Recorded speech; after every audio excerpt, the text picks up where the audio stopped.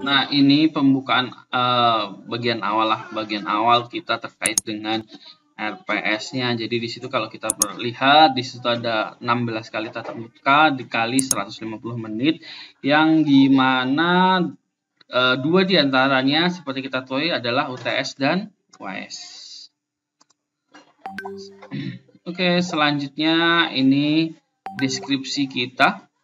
Jadi memang SBM ini sebenarnya lebih menyiapkan kalian untuk mampu berpresentasi atau mungkin mampu untuk mengajar lah kalau kalian nanti terjun ke lapangan gitu ya. Jadi sikap kalian di sini terkait dengan CPL-nya ya tentu saja kalian membiasakan terkait dengan keberanian mahasiswa untuk mengajar di ruang perkuliahan hingga di lab micro teaching. Nah, menariknya sebenarnya karena kemarin gedung apa itu yang dibongkar? Gedung D ya kalau nggak salah.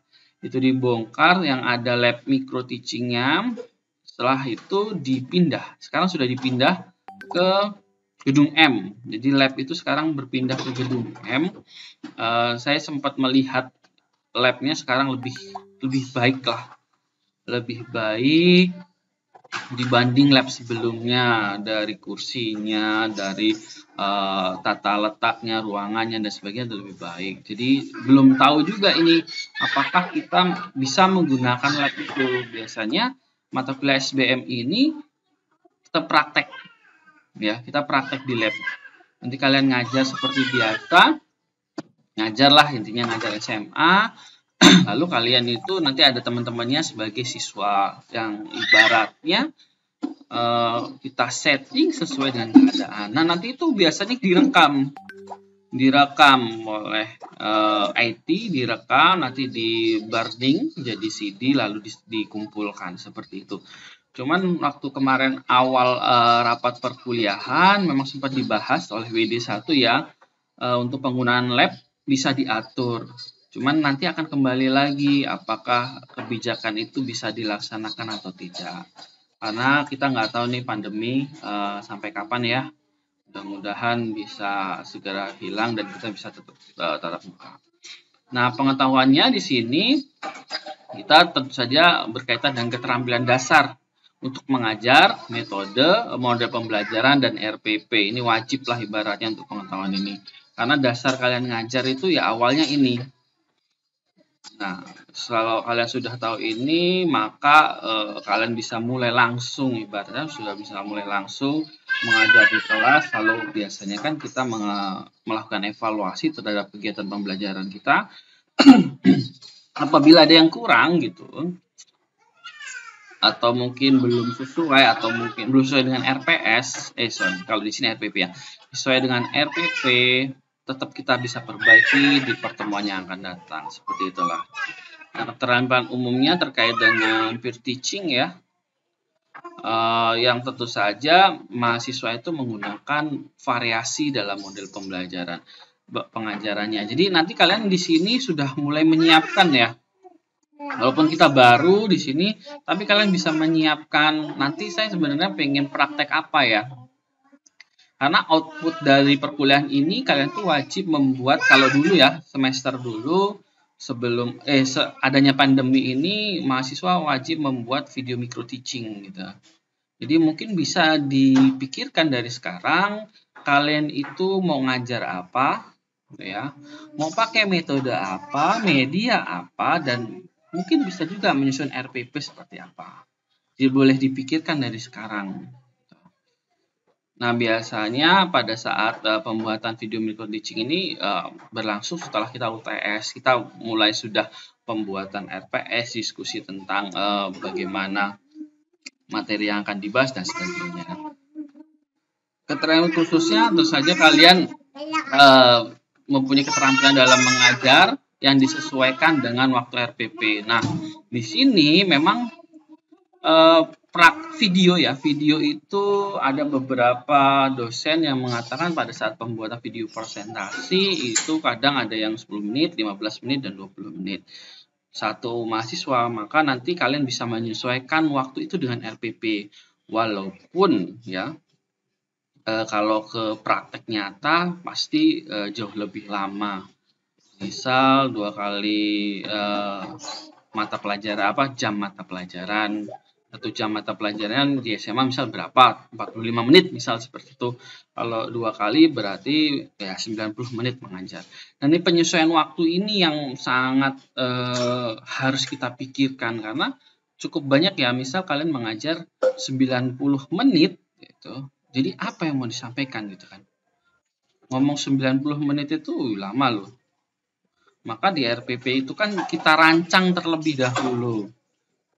Apa sih tujuan yang mau kita hendak capai? Apa sih materi yang mau kita sampaikan? Kan seperti itu.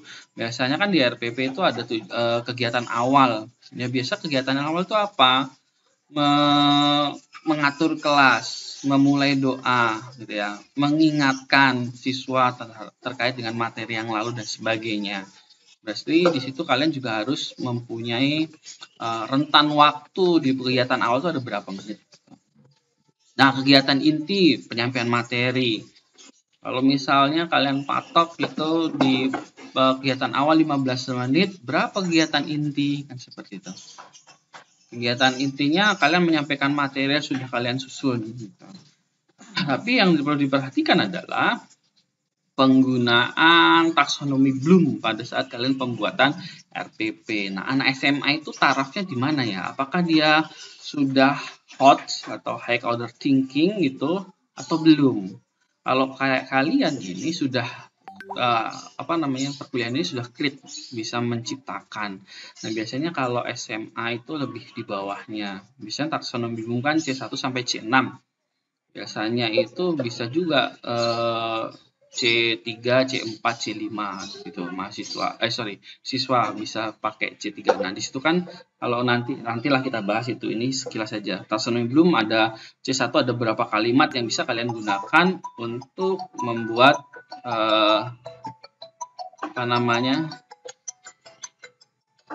membuat pertanyaan tujuan-tujuan pembelajarannya. Nah, ini yang kita bisa bahas. Oke, selanjutnya. Nah, ini CPMK-nya ya, atau materi-materi pokok yang kita akan bahas. Yang pertama ini kita terkait dengan sejarah pembelajaran, kegiatan kita pembelajaran kita. Yang kedua ada konsep tentang teori strategi belajar mengajar, mengamati konsep teori, menguasai konsep teori kepribadian dan etika, mengidentifikasi, merancang interaksi belajar mengajar, merancang penentuan metode pembelajaran, menguasai konsep teori keterampilan, melatih pra-micro teaching, merancang inovasi dalam kegiatan pembelajaran, melaksanakan micro teaching, dan selesai. Nah, ini pokok bahasan secara umumnya seperti ini ya. Ada 11. Namun dari 11 pokok bahas ini akan kita uraikan ke SAP-nya. Ini materi pokoknya. Oke. Nah, di sini metode kita di sini sebenarnya saya juga bisa berceramah ya, membuat tugas latihan dan sebagainya. Atau mungkin kalau bisa digunakan lab-nya, nanti mudah-mudahan kita ke lab micro teaching. Nah, di dalam penilaiannya di sini yang menarik adalah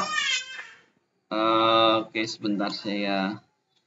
Nah, di sini kalau kita lihat ada micro teaching, ada tugas, ada UTS, ada UAS. Biasanya micro teaching ini masuk ke dalam UAS ya. Biasanya seperti itu. Nah, tugas individu karena kita online itu pasti, dan kita itu berbasis case dan berbasis project based learning, case based learning dan project based learning pasti kalian sudah pernah disampaikan di semester lalu. Mau nggak mau kita diwajibkan dengan itu, maka tentu saja tugasnya juga akan berbentuk kasus, bisa berbentuk suatu project. Maka menurut saya secara daring ini komposisi tugas individu ini cukup besar gitu, karena pasti akan banyak tugas. Maka komposisinya di sini sebanyak 40% untuk tugas individu. Sedangkan untuk UTS itu 30%, UAS juga 30%. Nah, jadi total 100% ya di sini. Jadi bisa dipertimbangkan buat kalian bahwa perkuliahan kita ini poin terbesar adalah di tugas, gitu. Karena kita daring ya di sini. Nah, walaupun di sini tidak tertulis absensi atau kehadiran ya, tapi kehadiran itu penting banget menurut saya. Kehadiran itu penting kenapa? Karena kehadiran ini itu poin plus buat kalian. Apabila kalian itu masuk selama 16 kali pertemuan itu dan kalian itu aktif ya, taulah aktif dalam kegiatan pembelajaran seperti apa ya, kalian bertanya, kalian menanggapi, kalian presentasi dengan baik, maka kalian punya kesempatan untuk memperoleh tambahan nilai seperti itu. Nah, itu hak prerogatif saya ya. Misalnya nilai 85 itu kan baru dapat amin ya, amin. Sedangkan 86 itu A gitu ya. Padahal amin dan A ini selisihnya cuma 1 poin. Namun di perhitungan IPS-nya atau IPK-nya itu amin itu nilainya kalau tidak salah 3,7 ya. Dan A itu nilainya 4, lumayan banget. Nah, walaupun 0,3 karena SKS-nya ini cukup besar, 3 SKS, jadi menurut saya sangat berpengaruh untuk IPS kalian dan IPK kalian. Jadi anak-anak yang aktif tentu saja mempunyai kesempatan untuk memperoleh tambahan nilai. Nah, untuk penilaiannya di sini ya bisa tes tertulis, tes performance, dan micro teaching. Tetapi tes tertulis ini bukan kayak kita anak SMA, sebutkan pengertian dari SBM, sebutkan metode enggak, kita sudah beda. Kita di sini hack order thinking gitu ya. Di penggunaan kalimatnya juga berbeda. Nah, ini komponen porsinya ini sebelum sebelum pandemi ya. Jadi akan ada perubahan tentu saja sesuai dengan apa yang saya jelaskan tadi. Nah, seperti ini contoh kriteria perlulusannya. 85 itu 3,7. Ya lulus sebenarnya, tapi sayang banget cuma beda 1 poin, bisa jadi 4. Nah, itu terkait dengan misal mahasiswa dapat nilai 70 gitu. Perhitungan akumulasi terakhirnya, tapi dia aktif ya bisa berubah jadi 75. Intinya seperti itu. Ini peraturan tata tertib ya. Ya ini masih ada sebagian itu diterapkan pada saat kita tatap muka atau di kampus. Namun ya sebagian tidak berlaku lah kalau kita secara daring seperti ini. Nah, untuk referensi banyak ya referensi yang bisa kita gunakan. Jadi referensi nggak perlu atau nggak selalu muluk-muluk kita harus punya judul buku strategi belajar mengajar, enggak. Selagi buku itu berkaitan dengan kegiatan belajar mengajar dan bisa menambah informasi dari kita, maka kita bisa gunakan. Ini sumber-sumber referensinya. Saya juga menggunakan buku dari Raja Grafindo ya tentang SBM. Di sini ada juga saya gunakan terkait dengan strategi belajar mengajar. Ini banyak nih referensi buku yang bisa kalian pakai. Oke, untuk rinciannya seperti ini.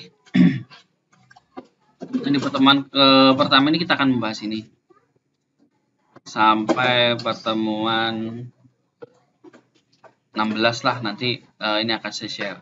Nah, di bawah ini ada tugas sebenarnya, tapi tugas ini nanti mungkin akan berubah sewaktu-waktu, jadi tidak perlu dirisaukan tugas-tugas yang di bawah ini terkait poin penting ini yang nanti akan kita bahas gitu ya.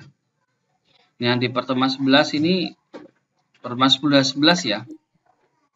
Ini mungkin kalian sudah bisa mempersiapkan karena temanya kita pra micro teaching, kita mampu merancang persiapan mengajar dan mampu menunjukkan sikap seorang guru dan untuk 2 kali pertemuan. Jadi nanti kalian sudah mempersiapkan masing-masing mahasiswa itu apa metode yang mau digunakan, apa materinya, apa medianya, dan sebagainya. Saya harap karena banyak metode, banyak media, jangan sampai sama antara mahasiswa satu dan mahasiswa lainnya. Ini pertemuan 12. Nah, pertemuan 13, 14, 15 kita sudah micro teaching ya. Kita sudah micro teaching. Nanti poin dalam micro teaching itu ini. Mampu merancang, menetapkan, mampu mengatur, mampu menunjukkan sikap dan perilaku seorang guru. Jadi ini bobotnya tiga pertemuan. Artinya apa? Nanti ini kita langsung praktek sebenarnya.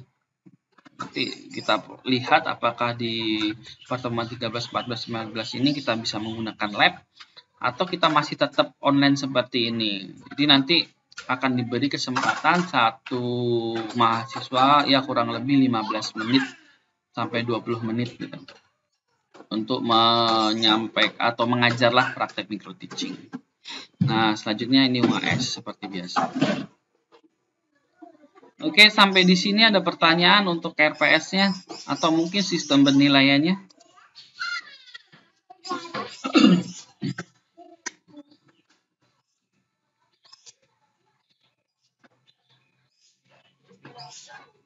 Oke, kalau tidak ada, tidak masalah. Nah, di sini kalau kita perhatikan ya, waktunya itu kan 150 menit. Seperti kita ketahui karena kita sudah menerapkan OBE ya, Outbased Education, bisa menggunakan Project Based Learning maupun Case Based Learning, maka penerapannya kita memang tidak 150 menit Zoom seperti ini atau Meet seperti ini, tidak. Jadi pengalaman semester lalu itu akan membuat perbedaan model pengajaran di semester ini. Karena kemarin itu kami para dosen suruh mengisi kegiatan pembelajaran. Ternyata kegiatan pembelajaran yang diharapkan dengan Dikti itu dibagi-bagi. Dan ada case-nya dan ada project-nya. Walaupun sudah sebagian menggunakan ya. Nah, pembagian itu misalnya ini 150 menit berarti kan 3 jam. Bukan 3 SKS. Berarti 3 SKS itu bisa digunakan misal 1 SKS atau 50 menit buat materi, sisanya buat misal case based learning atau project based learning, seperti itu ya. Jadi nggak harus 150 menit kita tatap muka seperti ini, enggak.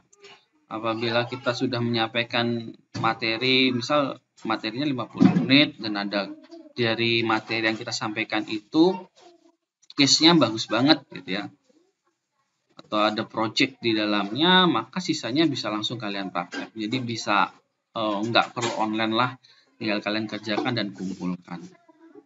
Nah, itu kira-kira untuk RPS. Ada yang mau disampaikan?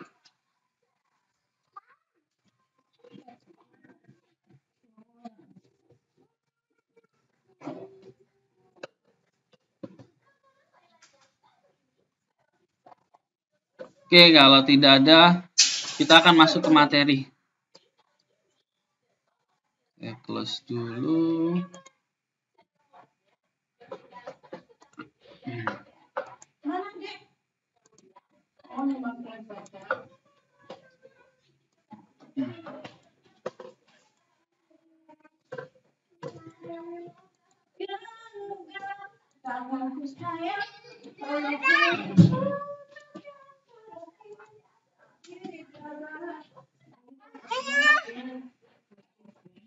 Oke, sudah terlihat ya. Nah, kita di sini akan membahas tentang sejarah perkembangan kegiatan belajar di Indonesia sebenarnya ya.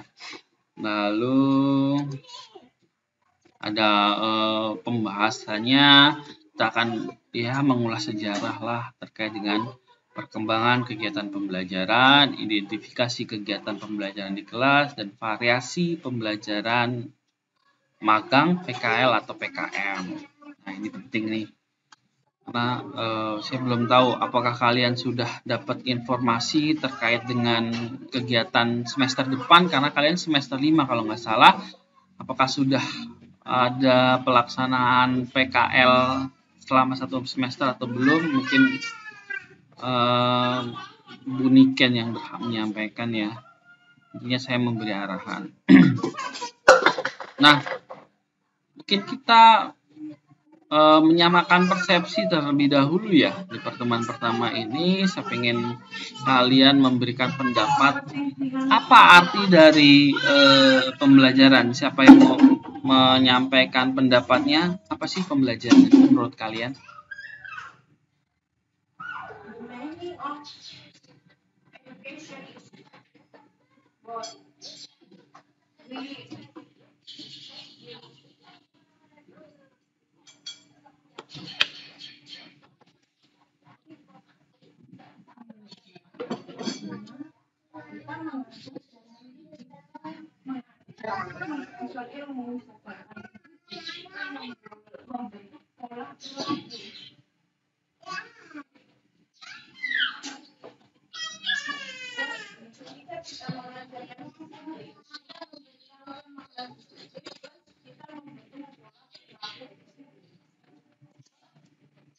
Ada yang mau menyampaikan pendapatnya? Bebas saja sih sebenarnya ini. Ya, menurut kalian apa sih pembelajaran?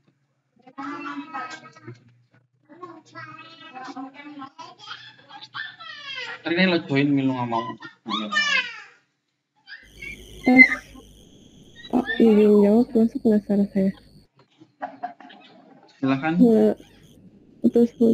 Ya, nama saya Syifa. Apa saya izin jawab? Saya izin jawab. Pembelajaran itu menurut saya proses yang terjadi, proses interaksi yang terjadi antara guru dan siswa, Pak. Tapi nggak selalu antara guru dan siswa sih. Dan terjadinya berlangsung seumur hidup, Pak. Oke, terima kasih. Yang lain ada?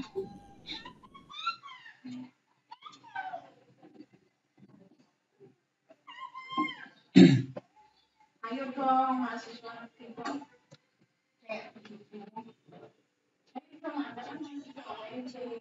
Orang banget sih gue, ada yang ngomong.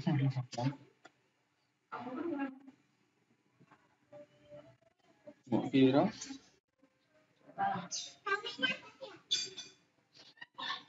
Ini kini lo ketok makroporak sih. Ini kini lo ketok suaranya yang muncul apa enggak?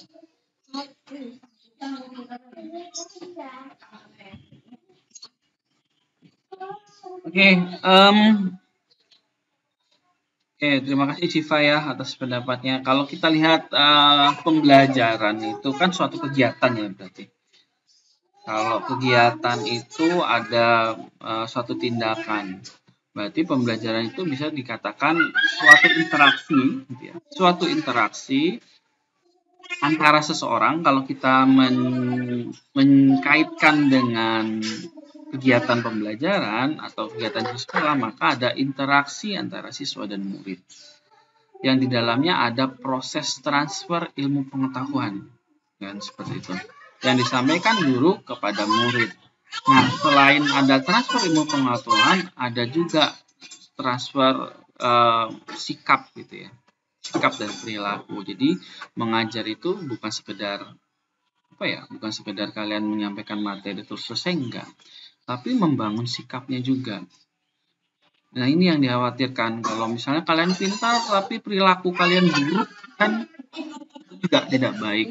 Harapannya di kegiatan pembelajaran itu kalian pintar, kalian menguasai materi, tapi sikap kalian juga baik. Gitu. Nah itu, jadi mengajar itu bukan sekedar menyampaikan materi, tapi membentuk perilaku juga. Misal, contoh disiplin gitu ya. Itu kan kita membangun disiplin, contoh-contoh disiplin. Nah, di situ juga kita harus sampaikan disiplin.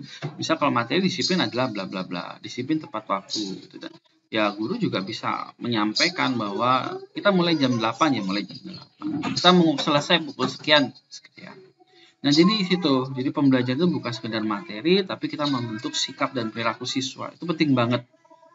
Karena sayang banget ya kalau ada mahasiswa pintar tapi sikapnya buruk.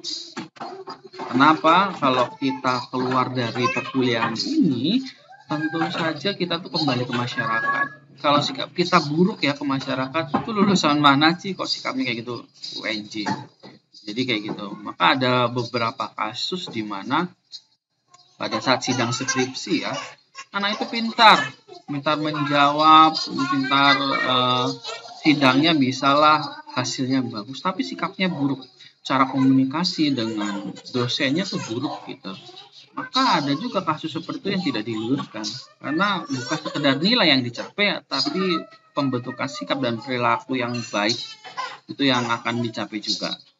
Nah, kira-kira seperti itulah pembelajaran yang bisa kita sama-sama kita mengerti gitu ya. Jadi kalian yang nanti akan praktek di persekolahan atau di SMA gitu ya, maka kalian juga harus tahu bagaimana komunikasi dengan guru pembimbing, guru-guru yang ada di sana, dan terutama bagaimana cara kalian komunikasi dengan siswa. Ini penting banget ini. Pengalaman saya mengajar di SMK itu ternyata sulit banget untuk komunikasi dengan siswa. Sulit banget. Kenapa? Ya biasa saya ngajar seperti ini ya. Ternyata pola mengajar seperti ini tidak bisa diterima sepenuhnya oleh siswa. Karena mungkin bahasanya yang beda ya. Bahasanya yang beda. Ya, ayah masih kerja, Luna. Kamu main sendiri. Nanti ayah kalau sudah selesai, ya dibuka sana. Bukain dulu. Ya sebentar ya.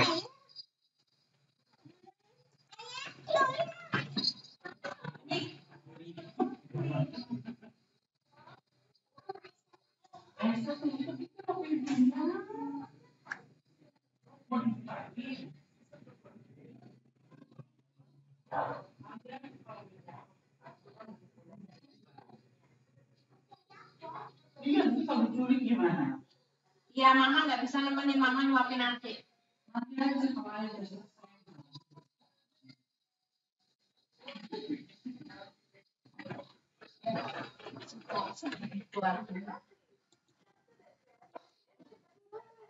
Oke, kita lanjutkan ya. Tadi ada iklan sedikit karena di rumah ya seperti inilah.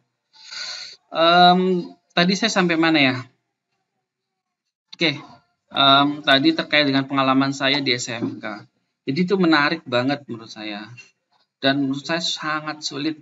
Maka saya memutuskan pada saat itu cukup deh saya ngajar di SMK, waktu itu SMK. Karena cara komunikasi saya seperti ini itu tidak bisa diterima oleh mereka. Setelah saya perhatikan oleh guru-guru yang di sana, bagaimana kok mereka enjoy banget ya siswanya. Ternyata kalau cara komunikasi itu merangkul siswa, ya biasalah, nggak seformal ini, justru lebih diterima ternyata untuk anak-anak SMA. Nah, mungkin kesulitan saya pada saat itu, selain kebiasaan saya yang mengajar mahasiswa, mungkin bahasa saya yang berbeda, dan mungkin umur juga yang mungkin terlalu jauh, jadi saya agak sulit, atau mungkin saya memang bukan tipe orang yang seperti itu, jadi agak sulit untuk mengajar. Nah, tapi setelah saya melihat guru-guru di sana kok enjoy banget, siswanya enjoy banget, ternyata model komunikasinya yang dibangun harus berbeda. Nah, itu yang perlu dipikirkan atau dipersiapkan, atau mungkin kalian carilah model pembicara dengan anak SMA itu seperti apa. Karena pengalaman saya waktu itu, saya memberikan tugas simpel banget, yaitu coba identifikasi waktu itu. Saya lupa kalimat terakhirnya apa, tapi poin pentingnya identifikasi gitu. Siswa itu bingung identifikasi itu apa. Siswa itu bingung. Identifikasi apa ya, Pak? Nah, maka kalimat atau kata-kata yang seperti itu ternyata sulit dipahami oleh siswa. Maka jangan digunakan kata-kata yang sulit seperti itu. Kalian menggunakan kata-kata yang ya mungkin yang mudah dipahami atau mungkin yang umum lah seperti itu. Nah, itu pengalaman saya sangat berharga banget ngajar 4 bulan di SMK, dan terus terang saya nyerah lah karena susah ternyata ngajar di SMK. Nah, kalian sebagai calon-calon, ya saya nggak tahu ya dari sekian banyak 38 siswa ini apakah memang nanti takdirnya lah ibaratnya menjadi seorang guru atau enggak gitu ya, kita nggak tahu, tapi itu gambaran lah. Memang kalian terjunnya ke sana, poin penting yang harus kita ketahui adalah nikmatilah pekerjaan itu supaya kalian berkah di pekerjaan itu. Karena memang lulusan kita bukan sekedar hanya menjadi seorang guru ya. Kalau kalian lihat profil lulusan gitu ya, di web pendidikan ekonomi, maka kalian tahu kalian tuh bisa jadi apa selain menjadi guru. Kira-kira seperti itu. Oke, next. Kita akan membahas tentang kegiatan pembelajaran dari segi kurikulum. Nah, ini kita lihat secara lampau ya. Kita lihat secara lampau. Di segi kurikulum, yang nomor pertama ini dulu itu masih rencana pembelajaran, ditulis juga dalam bahasa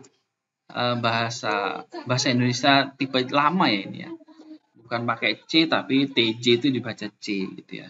Jadi yang pertama itu rencana pembelajaran pada tahun 1947. Di rencana pembelajaran ini itu dipimpin oleh Suryadiningrat gitu ya. Pada saat itu Menteri Pendidikannya itu gitu ya. Nah, pada rencana pembelajaran tahun 1947 gitu ya, itu memuat dua hal pokok. Yang pertama itu tentang isi materi pembelajaran yang dikaitkan dengan kehidupan sehari-hari. Jadi ada dua pokok, isi dari materi pembelajaran dan kegiatan kehidupan sehari-hari. Di sana juga cirinya, kalau nggak salah di sana itu ada terdapat sekitar 16 mata pelajaran di tingkat sekolah rakyat. Jadi dulu itu bukan SD, SMP, SMA, tapi SR, sekolah rakyat. Kalau kalian coba tanyakan ke nenek-nenek kalian, mungkin pernah merasakan SR gitu ya. Nah, di rencana pembelajaran 1947 memang sudah baik ya, walaupun pada saat itu baiknya maksudnya baik di saat itu ya. Sudah baik sistemnya, walaupun pada saat itu masih sangat kekurangan guru. Pada saat itu sudah diterapkan bahwa guru itu mengajar satu mata pelajaran. Tahun 1947 sudah rencana pembelajarannya seperti itu. Jadi silabus di kurikulum itu satu guru, satu mata pelajaran. Mungkin karena ini SR itu atau sekolah rakyat itu masih zaman Belanda juga ya, sudah ada zaman Belanda karena saya pernah diceritakan oleh nenek saya, dia SR itu ya masih Belanda juga gitu. Mungkin bisa menganut atau efek atau penganut dari pembelajaran dari Belanda itu jadi seperti itu. Nah, itu terkait dengan rencana pembelajaran tahun 1947. Nah, selanjutnya di rencana pembelajaran atau rencana pendidikan terurai namanya di tahun 1952 itu sudah mengarah pada pendidikan nasional. Ya, mungkin pada saat itu sudah mulai aman kali ya, setelah kemerdekaan, pemerintah sudah mulai stabil. Jadi pada saat itu pendidikan sudah mulai secara nasional. Sudah diterapkan seperti itu.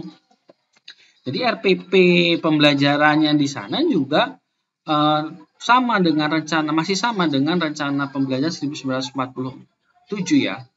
Karena cuman perbedaannya mungkin dari segi keamanan, perekonomian di 1952 itu lebih stabil, maka ada perencanaan sistem pendidikan secara nasional, tapi tetap mereka itu dalam kegiatan pembelajarannya masih dihubungkan dengan kegiatan kehidupan sehari-hari, masih nyambung lah antara nomor 1 dan nomor 2. Nah, di sana juga sudah dalam materinya gitu ya, mata pelajaran itu sudah ada rincian, sudah ada silabusnya lah ibaratnya di setiap mata pelajaran. Pun mungkin silabusnya berbeda dengan sekarang ya dari segi format dan penulisan ya. Nah, di sini juga karena kita tahu bahwa di pendidikan terurai 1952 ini sudah sistem pendidikannya sudah secara nasional, maka di situ sudah ada hukum hukum untuk kegiatannya mungkin sudah dibuat undang-undang kependidikan untuk pendidikan nasionalnya. Jadi sudah dimulai di tahun 1952. Nah, di perencana pendidikan terurai 1952 ini juga sudah mulai dibentuk kelompok-kelompok pengetahuan. Jadi pada saat itu ada 6 pengetahuan, kalau bisa saya agak lupa apa namanya, tapi seingat saya di sana tuh ada 6 pengelompokan bidang pengetahuan. Kalau sekarang mungkin IPS, ya IPS itu isinya apa sih? Kalau di SMA saya dulu IPS itu misal ekonomi, sosiologi, terus apalagi sejarah, nah, itu pengelompokannya seperti itu. Nah, itu untuk terurai 92. Selanjutnya di rencana pendidikan 1964. Jadi rencana pendidikan 1964 ini memang terlaksana setelah atau di akhir pemerintahan Presiden Soekarno. Nah, di situ juga pembelajaran dipusatkan pada program Pancawarda ya, di program Pancawarda di situ. Nah, cirinya di 1964 ini sekolah itu tidak sekedar menyampaikan materi atau pembelajarannya terkait dengan kehidupan sehari-hari, tapi sekolah juga mewajibkan guru-guru untuk membimbing peserta didik dalam pemecahan masalah. Sudah mulai di sini problem based learning-nya gitu ya. Nah, kalau kita lihat di 1947 dan 1952 tadi itu kan masih berbasis kehidupan sehari-hari. Nah, pada rencana pendidikan 1964 ini sudah pemahaman terkait dengan ilmu pengetahuan. Jadi ilmu pengetahuan lebih dibahas. Ya mungkin bisa muncul seperti ada agama, ada bahasa Indonesia, ada IPA, IPS, matematika, kan itu ilmu pengetahuan. Tapi kalau untuk yang nomor 1 dan nomor 2 itu masih pembelajaran, masih kegiatan kehidupan sehari-hari. Nah, terus nah itu dia di 1964 ya. Ibaratnya gambaran di sana pada tahun itu seperti itu. Selanjutnya 1968. Ini sudah mulai lebih baik karena apa? Proses pembelajaran ini sudah mulai diserahkan pada masing-masing sekolah. Jadi pemerintah secara umum atau secara nasional mengeluarkan kurikulum yang intinya memuat tujuan pembelajaran atau tujuan materinya. Nah, dari kurikulum nasional itu dikembalikan ke sekolah masing-masing. Sama sih seperti sekarang ya, kurikulum sudah ditetapkan, tapi kebijakan penentuannya tetap dikembalikan ke sekolah masing-masing. Karena apa? Di daerah perkotaan dan pedesaan tentu saja beda ya, siswanya beda, gurunya beda, maka akan disesuaikan dengan keadaan masing-masing, biasanya seperti itu. Namun di kurikulum 1964 ini berorientasi pada proses, jadi pembelajarannya itu mendorong ke arah pengembangan kreativitas siswanya ya, terkait dengan kemampuan kompetitifnya di antara mungkin dari siswa, sekolah, guru. Tuh, jadi lebih menekankan pada proses untuk 1968. Selanjutnya ada kurikulum 1975 gitu ya. Kalau di 1975 ini sudah tersentral. Jadi sudah terpusat harapannya pencapaian lulusan itu semua sama gitu ya. Di setiap daerah, walaupun pada intinya setiap daerah itu mempunyai input yang berbeda-beda, tapi cirinya di sini sudah mulai tujuan lulusannya itu secara terpusat. Ya mungkin bisa juga pada saat itu ada ujian nasional gitu yang dilakukan oleh pemerintah supaya dia terpusat gitu.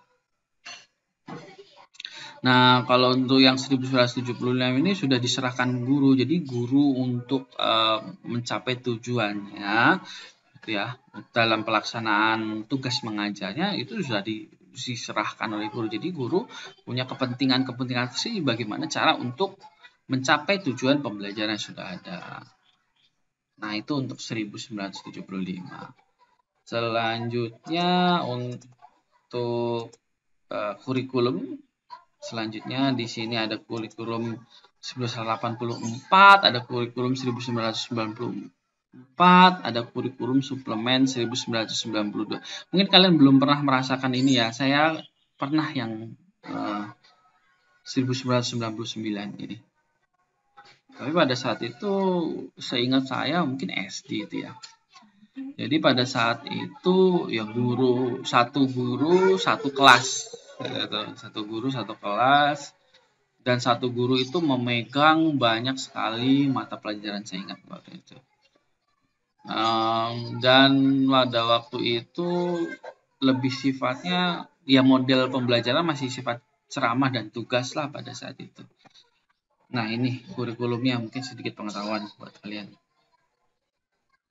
Selanjutnya di kurikulum KBK, KTSP, dan K13 mungkin kalian sudah pernah merasakan, dan seingat saya waktu itu cepat banget perubahan kurikulum ya. Belum sempat tahu kurikulum KTSP, belum sempat. Ini cerita guru ya, kebetulan orang tua saya guru. Belum sempat paham itu KTSP apa, sudah ganti ke KBK. Belum sempat paham KBK sudah ganti ke K13. Seperti itulah. Jadi ya mungkin karena itu kebijakan pemerintah ya. Maka beda menteri, beda kebijakan. Nah, kembali lagi ke siswa dan ke gurunya juga yang bingung akhirnya. Belum sempat paham kurikulum itu, tahu-tahu sudah pindah. Jadi itu terkait dengan kurikulum. Nah, di sini kita akan mengidentifikasi pembelajaran di kelas gitu ya. Ini saya buat ada 3 pokok sih untuk kita mengidentifikasi pembelajaran di kelas. Ada rencana kegiatan pembelajaran, pelaksanaan kegiatan pembelajaran, dan evaluasi kegiatan pembelajaran. Jadi sebenarnya ini 3 pokok, nggak sekedar di kelas ya, di kampus pun juga, ya di kelas juga kampus ya. Itu semua bisa diterapkan. Jadi rencana kegiatan pembelajaran itu apa? Ya kalau di sekolah itu terkait dengan RPP. Kalau di perkuliahan terkait dengan SAP. Sama sih sebenarnya, cuma yang membedakan sekarang tuh formatnya. Kadang masing-masing format, masing-masing universitas, masing-masing sekolah punya format yang berbeda-beda. Tapi kalau kita perhatikan dari struktur isinya itu sebenarnya sama aja. Di RPP itu sudah pasti ada tujuan pembelajarannya gitu ya. Capaian pembelajaran yang hendak dicapai itu seperti apa. Nah, di situ pasti akan ada kegiatan awal yang sudah saya sampaikan. Ada kegiatan awal, ada kegiatan inti, ada kegiatan akhir. Di RPP itu pasti ada bagaimana evaluasinya. Kalau kalian sudah memperoleh mata kuliah evaluasi pembelajaran gitu ya, kan di situ ada bagaimana cara mengukur kemampuan siswa, bagaimana cara perankingan dan sebagainya. Nah, itu sebenarnya tertuang di RPP juga. Setelah kita membuat ini ya, rencana terkait RPP, maka rencana itu kita gunakan atau kita laksanakan di pelaksanaan kegiatan pembelajaran. Ya semua rencana, ya namanya rencana ya, kadang rencana itu tidak sesuai, endingnya tidak sesuai dengan apa yang kita harapkan. Tapi itu rencana. Rencana itu bagus buat kita supaya kita tahu apa kegiatan yang hendak kita lakukan. Jadi semua rencana yang sudah dibuat di RPP kita laksanakan di situ. Nah, dalam pelaksanaan ini tentu saja ada evaluasi kegiatan pembelajarannya. Siswa sudah kita kasih materi, ya, kita kasih tugas, lalu kita nilai apakah memang tugas itu sudah sesuai dengan apa yang hendak kita capai gitu ya. Misal di tujuan pembelajarannya siswa mampu mendeskripsikan tentang perilaku ekonomi, ya maka evaluasinya juga harus berkaitan itu gitu ya. Sebutkan, jelaskan itu ya, apa yang disebut kegiatan perekonomian, misalnya seperti itu. Jadi harus sinkron ada antara tujuan yang tidak dicapai dengan evaluasi yang kalian buat juga. Gitu. Nah, ini sudah masuk ke dalam kegiatan kita yang pelaksanaan kegiatan pembelajaran. Nah, setelah selesai kegiatan itu kita mengevaluasi sebenarnya. Mengevaluasi apakah pelaksanaan kegiatan pembelajaran ini sudah sesuai dengan rencana kita. Kalau tidak sesuai, gitu ya. Kalau tidak sesuai, maka di bagian evaluasi ini adalah perbaikan kita. Gitu ya. Kalau misalnya soal evaluasinya tidak sesuai, metode pembelajaran tidak sesuai, materinya tidak sesuai, atau mungkin ada problem pengelolaan kelas ya, maka ini menjadi bahan evaluasi kita di setelah kegiatan pembelajaran yang nantinya akan kita perbaiki di pertemuan berikutnya. Jadi kegiatan pembelajaran itu sebenarnya seperti ini. Kalau kita berniat memperbaiki kualitas kemampuan kita, ya urutan ini sebenarnya harus dilaksanakan menurut saya gitu ya. Tapi kalau kalian pengen punya kemampuan mengajar, ya biasa aja, tidak pengen ada kemampuan yang meningkat gitu ya, ya nggak perlu seperti ini. Gitu. Tapi menurut saya kita tuh wajib meningkatkan kemampuan karena semakin tahun ini bertambah, lulusan yang baru-baru ini semakin apa ya? Semakin canggih lah ibaratnya. Kalau kita tidak mengembangkan kemampuan kita, ya kita nanti kalah persaingan. Gampangnya seperti itu. Nah, ini identifikasi pembelajarannya. Oke, kita lanjutkan ke.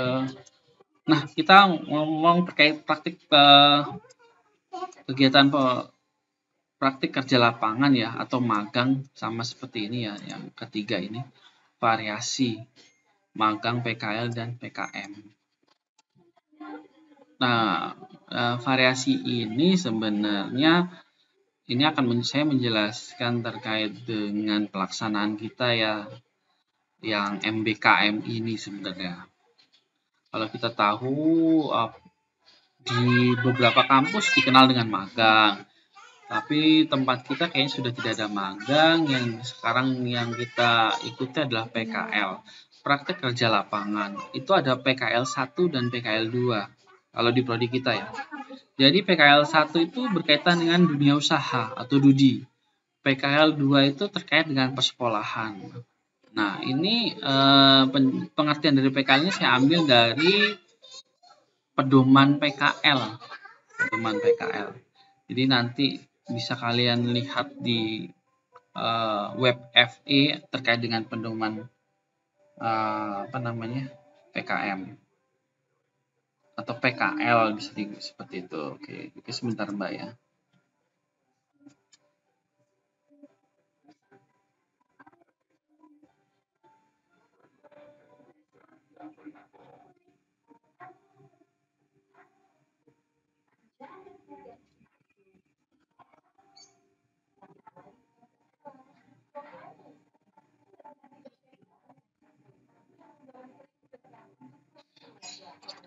Oke, mungkin ada pertanyaan dulu, silakan.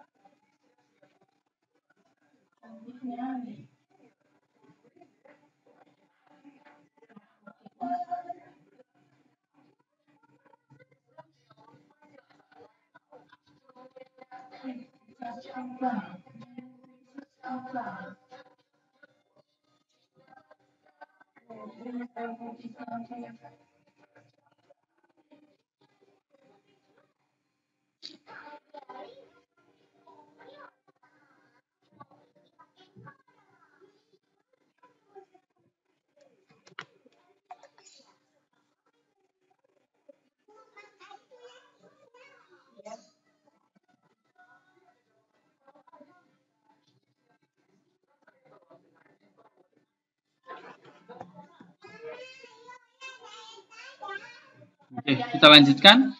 Jadi PKL ini dilaksanakan di instansi pemerintah maupun swasta ya, baik di dunia usaha maupun di dunia industri. Jadi intinya di PKL ini kalian itu menerapkan ilmu pengetahuan maupun teknologi yang sudah dicapai di kuliah yang diterapkan di pihak sekolah. Kalau kalian ada yang pernah mengikuti kampus mengajar gitu ya, itu bagus banget sebenarnya. Tapi kayaknya di angkatan kalian tidak ada yang mengikuti kampus mengajar. Itu bagus banget sebenarnya karena di situ kalian dituntut untuk membantu lah, ibaratnya membantu sekolah. Lumayan sebenarnya, selain ilmu, sertifikat, kalian dapat uang saku. Selain dapat uang saku, kalian dapat pemotongan UKT. Selain dapat pemotongan UKT, kalian juga bisa dikonversi ke dalam 12 SKS. Bagus banget sebenarnya, pengalamannya bagus di situ. Sekarang sudah mulai KM2. Walaupun sambil ngajar seperti ini. Oke. Itu selanjutnya, ini untuk detailnya kali ini bisa dilihat di buku pedomannya sebenarnya, itu lebih detail. Ini saya ambil sebagian saja karena intinya PKL itu bisa di sekolah, bisa di dunia industri. Nah, SBM ini kalian itu masih ada sangkut paut saya sampai nanti kalian PKM gitu. Nanti abis ini jalan-jalan, oke? Makan dulu sama kamu.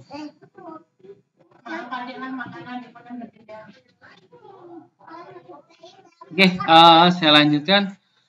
Kita SBM ini bukan selesai satu semester saya nyampein materi atau kita sama-sama diskusi terus selesai, enggak gitu ya.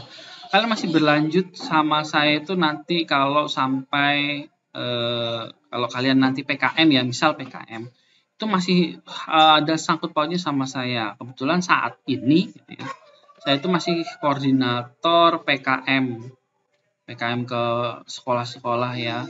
Jadi mungkin kalian saat ini bisa menyiapkan lah. Oke, sebentar saya share dulu seperti ini contohnya.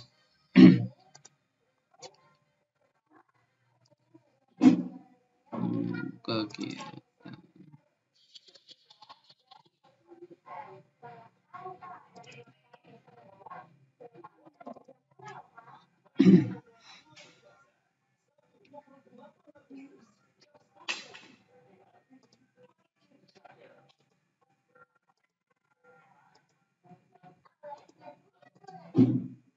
Nah, seperti ini sudah terlihat ya. Nah, seperti ini. Jadi, nanti kalian secara mandiri, kalian itu kalau kalian masih PKM, kebetulan ini angkatan 2017 ya. 2018 atau 2017 ini, saya agak lupa. Dia sudah 2018 ya. Mereka sudah PKM saat ini. Nah, ini yang kalian nanti harus kalian persiapkan, karena kalian itu tetap sama saya selama buat ini juga, nanti setelah PKM juga tetap sama saya sampai akhir pun masih ada komunikasi dengan saya sampai terakhir PKM di masyarakat. Nah, nanti kalian poin pentingnya di sini mungkin bisa dipikirkan dari sekarang, mencari kelompok-kelompoknya dan mencari sekolahnya. Nah, di sini sekolah-sekolah yang sudah ibaratnya ada yang mempunyai MOU dengan kita, ada yang belum ya, seperti ini. Nah, nanti kalian juga bisa, misal rumahnya Siva, misal rumah Siva itu dekat SMA 5, saya mau ngambil itu ya, silahkan monggo, nggak masalah. Karena masih pandemi, misal kita anggap masih pandemi, saya mau ambil ini. Karena dekat rumahnya nggak apa-apa. Ada juga di sini yang ngambil di Bogor nih. Ada yang ngambil di Bogor. Karena memang dia itu tinggalnya di Bogor karena pandemi. Itu agak sulit untuk wirawiri ke Jakarta. Nah, sebelum pandemi memang mahasiswa itu diwajibkan mencari sekolah sekitaran Jakarta dan tidak jauh-jauh gitu dari UNJ. Itu. Karena apa? Karena kalau jauh-jauh dari UNJ itu kalian saya jamin akan kesulitan memperoleh dosen pembimbing. Karena yang mencari dosen pembimbing itu kalian. Contoh di ini ya, ini walaupun daring ya, SMA 8 Bogor ini, dia sudah berapa kali konfirmasi ke dosen pembimbing ditolak semua. Gitu ya. Akhirnya karena saya koordinator, ya udahlah saya pegang saja gitu ya. Karena nggak ada yang mau, karena terlalu jauh gitu. Dosen-dosen seperti itu, jadi diharapkan bisa minta saran lah.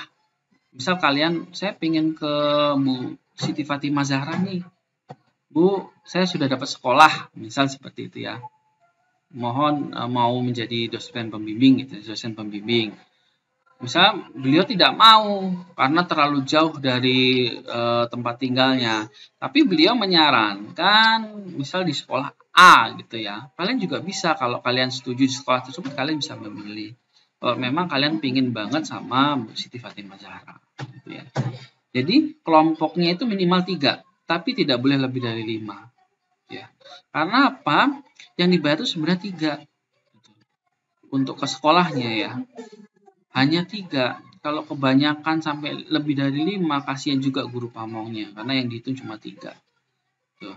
Nah ini ya, nanti boleh kalian pikirkan atau mungkin sudah mulai menyusun sekarang juga boleh. Tapi untuk menghubungi dosen pembimbingnya jangan sekarang, ya. Karena biasanya dosen pembimbing itu dihubungi menjelang akhir semester. Gitu. Kalau misalnya data-data ini sudah diserahkan ke unit PKM pusat.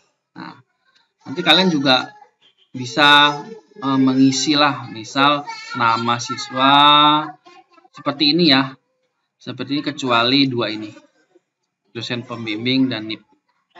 Nah ini bisa kalian pikirkan mulai dari sekarang. Nanti kalau sudah ketemu sama yang cocok, nama mahasiswa yang lain ya boleh disusun kelompoknya. Ini gambaran kalian terkait dengan kelompok variasi, kelompok PKM. Contohnya nanti akan saya share ke BJ lah ini dan RPS-nya, jadi nanti kalian bisa pikirkan. Oke.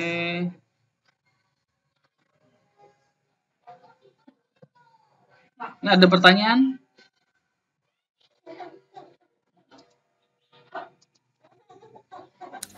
Tes Pak, masuk gak Pak? Silakan. Ya Pak, sebelumnya saya Sulis, saya mau tanya tentang tadi Pak yang PKM tadi. Jadi itu alurnya itu kita membuat kelompok sendiri, terus sama cari sekolahnya ya Pak. Terkait dosen pembimbing itu, kan tadi kata Bapak itu nanti ya. Kalau nanti itu berarti setelah kita udah dapat sekolahnya yang kita akan tempati nanti atau bagaimana Pak? Jadi kayak seperti kita udah dapat nih sekolahnya SMA sekian, nah itu udah fix, itu baru kita hubungi dosen pembimbing atau bagaimana Pak untuk alurnya? Oke, terima kasih Sulis. Jadi gini, alurnya adalah kalian memilih dulu sekolah, ya biasanya memilih dulu sekolah. Setelah kalian dapat itu sekolah, kalian ini belum ke sekolah loh ya, belum ke sekolah. Karena biasanya sekolah itu minta mana surat dari kampus. Gitu ya. Nah, unit PKM pusat itu lama mengeluarkan surat. Biasanya seperti itu. Nah, kemarin karena koordinasi saya kemarin, lalu saya itu menginisiasi fakultas yang membuat. Ya, alhamdulillah diterima ya. Jadi fakultas membuat surat pengantar. Nah, sebelum surat pengantar kalian terima, berarti kalian sudah memilih dulu sekolah ya. Pertama memilih sekolah, lalu kalian tuh memilih dosen pembimbing. Ya, memilih dosen pembimbing. Kalau dosen pembimbing sudah setuju untuk menjadi dospem kalian, maka datanya kan diisi di Excel tadi. Diisi ke Excel tadi. Nah, dari Excel tadi akan saya serahkan ke fakultas. Fakultas itu membuat surat pengantar. Nah, setelah membuat surat pengantar, lalu kalian bolehlah berkunjung ke sekolah menggunakan surat pengantar tersebut. Nah, saya sarankan sekolahnya itu yang ada di daftar tadi ya, yang sudah bekerja sama terutama. Kalau dapat sekolah yang belum bekerja sama juga nggak apa-apa sebenarnya. Jadi kalau selama pandemi ini memang lebih fleksibel lah. Nah, kalau sudah ketemu, sudah dapat surat pengantar ya ke sekolahan, nah kalian bisa ngobrol dulu dengan sekolahan, niat tujuan kalian itu apa. Setelah fix, ngobrol-ngobrol, setelah itu apa? Kalian bisa menentukan jadwal kapan dosen ini bisa menyerahkan kalian ke sekolah. Intinya seperti itu. Jadi komunikasi dengan dosen pembimbing ya kalau sudah dapat fix komunikasi. Nah, lalu biasalah dosen menyerahkan ke sekolah dan proses PKM itu berlanjut sampai kalian nanti ujian. Nah, dosen juga bisa apa ya ibaratnya, tetap kalian harus komunikasi dengan dosen pembimbing ya. Dosen pembimbing kalau misalnya mau ke sekolah juga boleh, dosen pembimbing. Nanti kalian bimbingan laporan juga. Terus kalian nanti di akhir PKM itu atau PKL itu kalian nanti juga ada ujiannya. Dan itu ada berkas-berkas yang harus dilengkapi ya. Jadi ini kalian harus proaktif ini.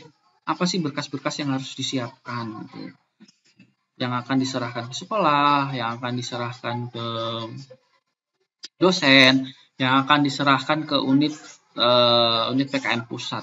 Jadi itu dokumen-dokumennya nanti kalian bisa searching, kalian bisa tanyakan gitu. Apa saja. Jadi kalau bisa satu kelas ini kan biasanya punya grup ya, grup kelas, ya diinfokanlah ke situ kalau ada temen yang sudah dapat info apa-apa. Jangan nanti si Farah tanya A, si Anissa tanya A lagi, si Sulis tanya A lagi, berulang terus, padahal itu sudah dijelaskan gitu. Jadi kayak gitulah, ibaratnya saling berbagilah informasi. Nah itu kira-kira gambarannya. Saya jauh-jauh hari menyampaikan ini supaya kalian ada persiapan. Nggak dadakan lah, kalau dadakan tuh ribet. Karena kalian nanti akan mempersiapkan perangkat pembelajaran, metode, media, video, dan sebagainya itu butuh waktu dan proses. Oke, itu. Ada lagi? Terima kasih Bapak.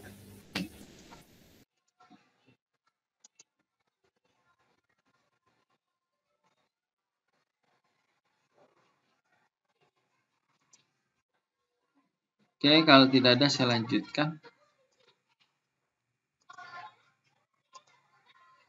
Nah, ini tujuan PKL. Ini sebenarnya bukan tujuan PKL yang ada di pedoman ya. Bukan tujuan PKL yang ada di pedoman. Kalau mau tujuan PKL yang asli bisa dilihat pedoman. Tapi ini ya gambaran saya lah terkait sebenarnya tujuan PKL itu apa sih. Tentu saja kalian akan mempunyai pengetahuan, pengalaman itu yang paling penting. Dan pasti perubahan sikap mental kalian di bidang kerja itu sudah pasti ya. Karena nanti kalian ketemu orang baru dan mungkin punya gaya yang berbeda, kalian juga ngajar, tentu saja pengetahuan dan pengalaman dan sikap kalian itu pasti akan berkembang gitu. Selanjutnya tentu saja dari keterampilan yang misal kalian peroleh dari SBM ini, keterampilan mengajar, tentu saja setelah kalian PKL di sekolahan, tentu saja keterampilan itu akan meningkat karena kalian terjun langsung ke lapangan. Nah, mungkin beruntungnya kalian tuh ya kalau masih pandemi kalian akan online. Itu beruntungnya kalian loh. Karena penguasaan kelasnya menurut saya akan lebih mudah. Karena kita tahu lah gampang banget di sini aja dilihat di sini yang on kamera dan off kamera sudah terlihat gitu. Dan tidak berisik kan. Untungnya itu seperti itu. Tapi kalau di kelas itu akan beda banget. Caranya beda bagaimana kalian bisa mengelola kelas dengan baik dan benar. Karena kalau kalian tidak bisa mengelola kelas dengan baik, kalau sudah berisik gitu ya, itu kelas sebelah bisa protes. Ya. Nanti kalau masih ribut sepanjang pertemuan dengan kalian, itu nanti misal wakakurikulumnya atau siapa bisa menegur kalian. Itu tantangan berat, tapi menurut saya kalau tantangan itu dibuat bukan menjadi beban ya. Kita bisa menikmati tantangan itu, insya Allah kalian tidak terasa terbebani, maka menurut saya semua akan lancar gitu. Kalau kalian tuh menganggap itu suatu beban, itu menurut saya nggak akan lancar karena kita sudah nggak ikhlas lah awalnya. Nah itu yang bisa menjadi bahan pertimbangan lah pengalaman saya. Gitu. Nah selain itu ini yang paling penting juga ini memperluas dan mempercepat jangkauan tenaga keterampilan yang berkontribusi ke sekolah, berkontribusi terhadap pendidikan. Jadi kalau kalian sudah PKL gitu ya, kalian tentu saja ya keterampilan kalian dapat terasah dan kontribusi kalian ke pendidikan juga lebih cepat karena kalian nggak perlu nunggu lulus dulu gitu ya. Walaupun kalau untuk menjadi guru sekarang syaratnya kalian harus PPG. Bukan guru dalam artian ngajar sekedar ngajar, enggak. Guru yang diakui kalian harus PPG. Guru yang diakui apa? Guru yang bersertifikasi pendidik gitu. Tapi kalau misalnya kalian setelah S1 mau langsung jadi guru ya boleh-boleh aja sih. Bisa gitu ya. Tapi kalau pengen kalian punya sertifikasi guru, kan lumayan sih pendapatan per bulannya. Apalagi kalau kalian di kota besar tuh besar menurut saya. Pendapatan itu sangat lumayan banget membantu. Maka sekarang itu ketentuannya kalian wajib PPG. Seperti itu. Nah, yang paling penting di PKL ini kalian memperluas jaringan kalian, kenalan kalian. Itu ya paling penting. Paling penting karena dari situ ya pasti kalian dapat informasi lah, dapat keuntungan. Kayak saya sengaja mencoba ikut sebagai dosen pembimbing kampus mengajar 1. Saya nggak kenal siapa-siapa, nggak ada yang mengarahkan atau apapun, tapi saya yakin di situ akan memperluas jaringan saya. Dan ada keuntungan di baliknya. Ternyata ya alhamdulillah sekalianlah saya ikut kampus mengajar. Di tengah perjalanan saya punya ide pengen meneliti mahasiswanya. Akhirnya ya udah saya bisa kan mendapatkan mahasiswa dari mahasiswa data dari mahasiswa kampus mengajar. Nah itu ada keuntungan lah pasti kalau kita mencoba hal yang baru itu pasti ada keuntungan buat kita. Jadi dinikmati aja walaupun memang terkadang kita melaksanakan hal baru itu berat ya. Tapi kalau kita berjalan 1-2 kali pasti akan kita bisa menikmati gitu ya, nggak akan jadi beban. Oke, slide terakhir ini penutup ya. Jadi mungkin itu saja yang bisa saya sampaikan terkait pertemuan pertama kita kali ini. Oke. Mungkin ada yang mau disampaikan?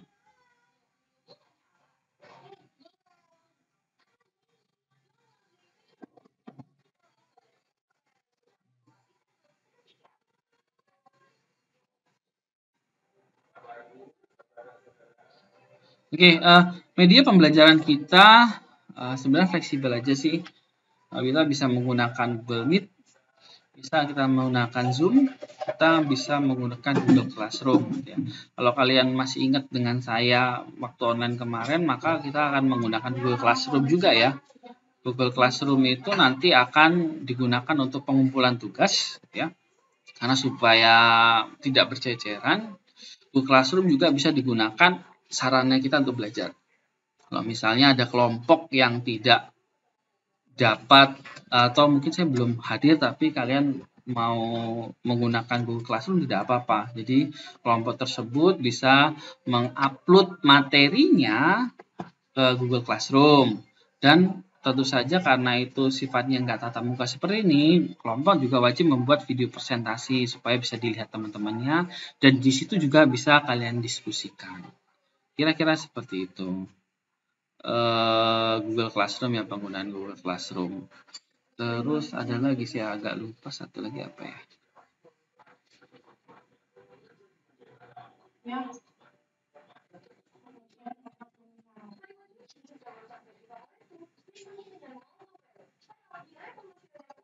Oke, jadi itu ini.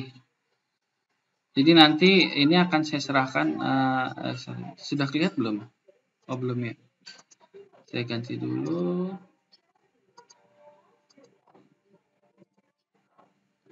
Di RPP nanti silahkan dibuat ke dalam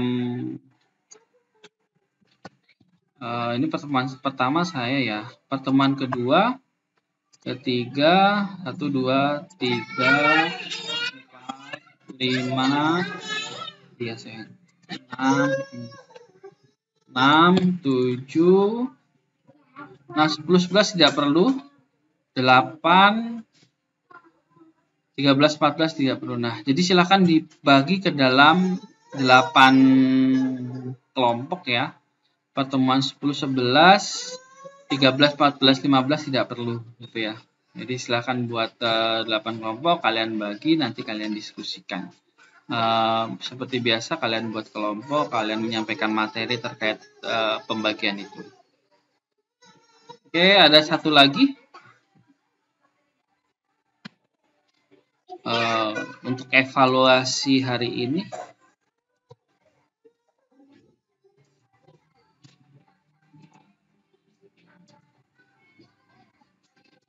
Nah, ini kurikulum 678 dan KBK, KTSP dan 13 tadi belum saya jelaskan sebenarnya. Saya sengaja memberikan gambaran yang pernah saya alami saja gitu ya. Maka ini nanti silahkan jadi bahan kalian buat kelompok membahas ke 6 kurikulum ini. Membahas ke 6 kurikulum ini, kemudian kalian buat ya ciri-cirinya apapun terkait dengan kurikulum ini yang nantinya kalian upload di Google Classroom. Ya, nanti ini saya share juga deh. Saya share ke PJ, pengumpulannya paling lambat adalah minggu depan. Oke. Nah, jadi setelah ini bisa kalian langsung kerjakan karena kita baru 1 jam 11 menit. Jadi bisa kalian langsung diskusi, kalian kerjakan, boleh langsung kalian kumpulkan pada hari ini.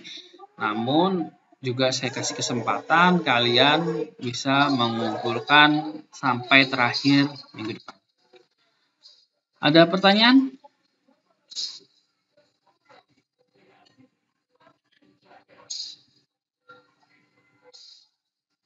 Oke, kalau tidak ada pertanyaan, mungkin kalian malu-malu dan apapun itu bisa kalian sampaikan ke PJ. PJ bisa langsung komunikasi dengan saya, nanti akan saya, insya Allah segera saya balas, gitu ya. Nah, ini ada jadwal rapat juga dan lain sebagainya, bertabrakan. Karena online ini wajib membelah diri ya, dalam berbagai kegiatan diajarkan bersama-sama gitu. Jadi mungkin sekian dari saya. Saya izin live duluan. Kalian bisa membagi kelompok meneruskan kegiatan pembelajaran ini sesuai dengan jadwal. Oke, mungkin sekian dari saya. Saya akhiri. Wassalamualaikum warahmatullahi wabarakatuh. Waalaikumsalam.